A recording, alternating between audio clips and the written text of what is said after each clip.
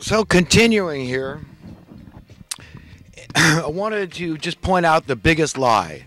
The biggest lie being that we, humanity, just can't get along with each other completely. That'll never happen. That's the biggest single lie out there. And once you understand that's a lie, then you can understand why it's so important to these people at the top that we continue to believe this. This keeps us divided. This keeps our hopes hopeless, unattainable. That we've got these insurmountable, overwhelming problems because we are defective.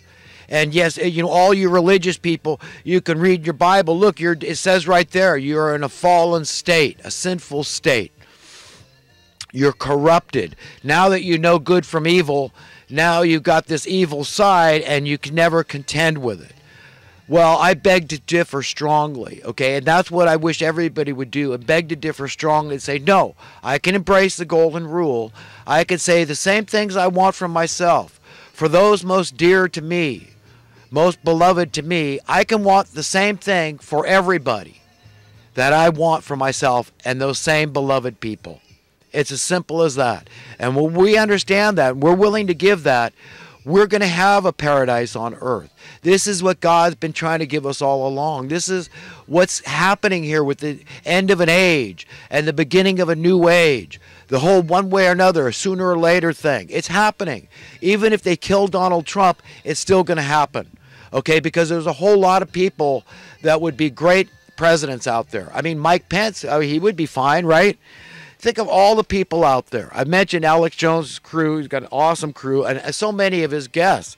I mean, the Gerald Celentes out there, the Paul Craig Roberts I already mentioned. How about the Tucker Carlsons out there? How about so many of the comedians? Comedians are smart people. Your Ben Carsons, your Rand Paul. How about Matt Drudge? And how about so many of these judges? I think are good and noble people. Let's remember King Solomon was also a judge, right? He's the one that, had the idea to these two women fighting over whose baby it really was. And he cut it in half. And then he found out he used, psychology basically to find out, who was lying. The woman that was willing to cut the baby in half was obviously, not the mother, because the mother certainly would say, I'd rather this woman have the baby than, cut it in half. So, he was very wise. This is how he got the title, wisest man in the world. And I've talked about this collective trauma that we're going through. We are. This is the only way I can explain it, because it's like hell has been unleashed. The gates of hell have opened up. These people are enraged, but they're possessed by demons, and they don't even know it. Okay? And even if they do know it, you've still got to, believe that they don't. You understand what I'm saying? It gives them the benefit of the doubt. By you say, well, maybe they really believe this stuff. They don't know that they're actually possessed by evil spirits. So, confront people that way, whether I'm talking to a communist or a capitalist, okay? It doesn't matter. That same attitude, if you've got something to say, explain it to people as tactfully, as diplomatically, as politely as you possibly can, under under the belief that they believe. Under this idea, embrace that idea that they are just genuinely deceived, maybe. And maybe they think you're genuinely deceived. But how do you get to the bottom of it? Well, God is the only way to check it out. The only way to vet it is in prayer. Say, God, help me. If I'm wrong about this, I want to know. I just want the best for me. Yes, starting with me, it is all selfish. And then going out, I want the best. So I know that my welfare and humanity's welfare is inextricable, so I've got to care about other people. And that means not some other people, that means all other people. The capitalists and the communists alike, the rich and the poor alike, all of us got to care about each other and want the best for each other. God, help me. Help me if I'm deceived. I want to know the truth. I want your spirit within me when I confront other people about their disbelief, their wrong beliefs, their deceit. Give me your spirit. You give me your attitude. Okay? I want to really reach people. I want to be successful here. I want to live in a better world. I want that trend to just keep going and going and going without limit. I want to take it as far as I possibly can, God. I want to be free. I want to be happy. And I know that my freedom and my happiness is other people's freedom and happiness. And their freedom and happiness is my freedom and happiness. It's logical, it's rational, it's reasonable. It doesn't even have to be about morality or ethics or religion at all. It just has to be embracing the truth, the logic, what makes sense. You know, that's why when I get into economics, that's where I'm coming from, man. When I talk about the gaping hole in the gas tank and nobody cares because somebody else is paying for the gas, it's just human nature. I'm not condemning anybody that's benefiting from that giant hole in the gas tank that just keeps getting bigger. I'm not condemning you. I'm just pointing out to you don't have to worry about fixing it. Let's fix it, save lives. In the long run, less homeless people are going to die if Ben Carson takes half that money that's going to Section 8 housing and he puts it into purchasing housing, like you purchase the land the library's on, the building, right? We don't lease that from a private party. Wouldn't that be stupid? But that's what we're doing essentially the way it is now. So buy it, let the government hold the title, nobody cares. Just so people have that sense of security that nobody's going to kick them out of their house if they can't pay the mortgage. If they can contribute to it, great. Maybe they want to pay in full. You know, but not market rates, you know, find cheaper stuff. Like I said, I mean, I could see neighborhoods of modular housing, beautiful neighborhoods where people own their own property or, you know, the government owns it. Who cares who owns it? But a little yard people can be happy in, you know, 1,000, 2,000 square foot homes. You know, if they want families, 2-3 bedrooms, I mean, who cares? 1 bedroom, whatever people want. You can have a variety of different situations, 4 bedroom, 5 bedroom. Nobody cares, however your situation. We could have complexes that all want to live together, of families, extended families with 10, 20, 30 bedrooms of different units stuck together. Whatever we want, we can have, we the people. But this is what I foresee, that money going to these kind of things, where the problem is ended, it's fixed, nobody's dying anymore. So while you say, well, yeah, but more people are going to die, if he pulls half the funding out of Section 8, there's going to be a lot of homeless people. Well, that's up to the landlords, isn't it? That's going to be their call. Are they going to show mercy? Are they going to accept lower rent? They can say, well, no, I'll be out of business. I'm not going to be able to pay my mortgage on this building if they do that. You understand what's going to happen here? It's going to be painful. One way or another, to turn this thing around, this wealth disparity, this ever-growing, perpetual growing poverty, it's going to be painful. But look at the rewards. Look at the rewards. Virtually non-existent crime, no more dubious warfare, no more debt, national, state, or individual debt, no more poverty, no more social welfare system. All your taxes going to keep filling in a hole in the gas tank that's never going to get filled up. The way it's going, if we keep going with these policies that don't make any sense, they're totally irrational, totally illogical. It's crony capitalism at its finest, writ large. It's fascism. That's what it is. So if these communists hate the crony capitalists, man, good for them. You know, I hate this idea too. I don't hate the people, but I hate the idea, the gall.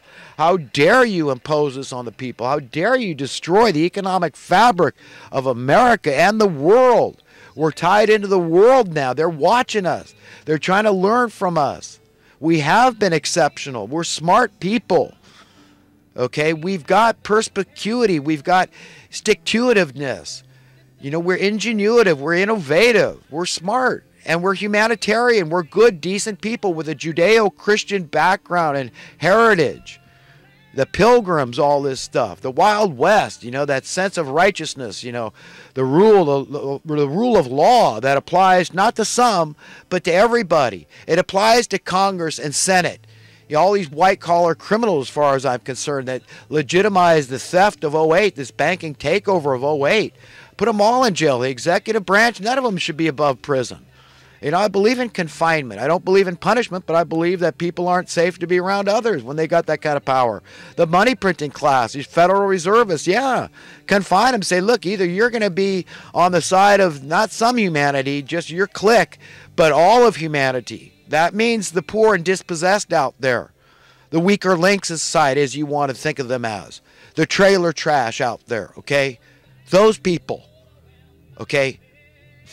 If you don't, I've got no regard for you. And when God comes back and he's going to separate the the wicked from the righteous, and you know where all you hypocrites are going that believe in inequality. Any elitist at all, even a smidgen of inequality, belief in inequality, is elitist. It's hypocritical, and you're going to the same place. That's why I'm always preaching about equality when it comes to economics. We've got to get this. It has nothing to do with individuality. The idea of any human being losing their individuality, it's absurd. Now, if every single snowflake that ever fell is individual, okay, and that can be scientifically proven, how much different is the individual human being? Every one of us that ever lived and died. Entirely different, worlds apart. We're all coming from entirely different personal paradigms.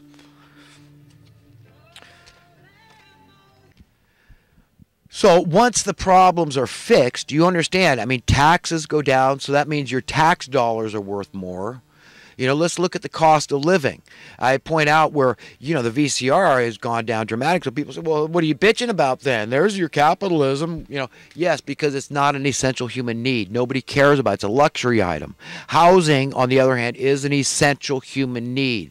That's what makes it so objectionable, so immoral, so wrong on so many levels.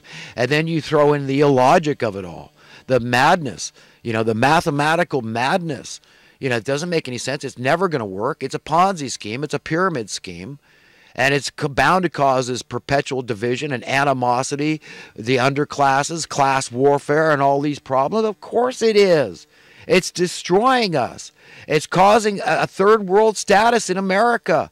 I mean, I can go around the video camera. I could shoot homeless people all day long across this country. This is America, and yet you're going to call me bad, incompassionate, because I don't think all the immigrants in the world should be allowed to come here until we take care of our own first? No, I would say I would put a moratorium on immigrants coming here from anywhere in the world. I would say state by state can take it up. Community by community could take that up and say, no, you fix your homelessness right here in this community before anybody else moves into your community, your state, your country. Yes, of course we should. We got to grab the bull by the horns. We got to charge into this thing and be determined and say, God's on your side. If you're on the side of humanity, you're for real. All these liars and deceivers out there, they've got ulterior motives. The immigration refugee thing is to pump up the economy. It's the double whammy on the we the people again. Economic double whammy. So on one hand, yes, they're fixing prices, so it wouldn't even matter to them if half the people in town died. But just the same, they say, hey, I'm going to ride the wave a little further, and I know that, you know, all the immigrants and refugees put on extra demand on the market, which I don't need anyhow, because I can fix my prices. I'm colluding to say, hey, if I'm selling half as much as what I was, I got to double my cost, right? And then they get all the people to understand, oh, that makes sense, man, just so, you know, he can tread water and stay even, right? This is what crony capitalism is. They're messing with our minds, our beliefs. They get us believing this nonsense so that, oh, it's okay. Your money is worth less and there's less of it around. Well, that's keeping wages down. It's keeping people hungry and scared and starving and, you know, and desperate. You know, that's ensuring plenty of crime and plenty of social welfare and plenty of dubious war and plenty of debt. It's sick, folks. That's what I want people to wake up to. It's perverse. And we've got to understand the implications of actually fixing the problems. But first admit the problems and admit your own self-interest might be at stake. Perceived or real, it doesn't matter, because in the long run, like I said, as your currency goes up in worth across the board in the aggregate, you've got nothing to worry about. You're going to be set free along with everybody else. So ending the wealth disparity is a beautiful thing. Stopping poverty in its tracks and reversing it is a beautiful thing. You want to be on that side of history. You want to be anti-elitist.